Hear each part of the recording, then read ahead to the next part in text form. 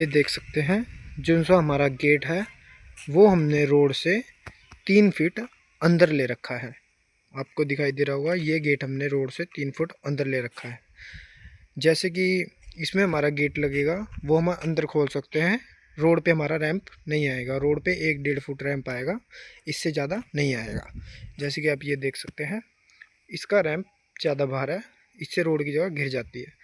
जैसे कि आप वो देख सकते हैं, इनका गेट पीछे लग रखा है, वैसे ही इनका रैंप हम अंदर करके बनाएंगे, जिसमें क्या होगा, इनकी रोड की जगह बच जाएगी, गड्डी गुड्डी बढ़िया तरीके से खड़ी होगी और गड्डी चढ़ाने में कोई दिक्कत नहीं आएगी। जो आप अपना घर बनवा रहे हैं तो आप अपने घर का रैंप पीछे करके बनवाएं। इससे क्या होगा, जिनसे आपकी गड्डी गुड्डी होगी वो आप मतलब रोड के इस साइड में भी आप खड़ी कर सकते हैं, तो इसलिए आप रैंप पीछे करके बनवाएं। आपको हमारी वीडियो अच्छी लगी, चैनल को लाइक करें, सब्सक्राइब करें। जय श्री श्याम।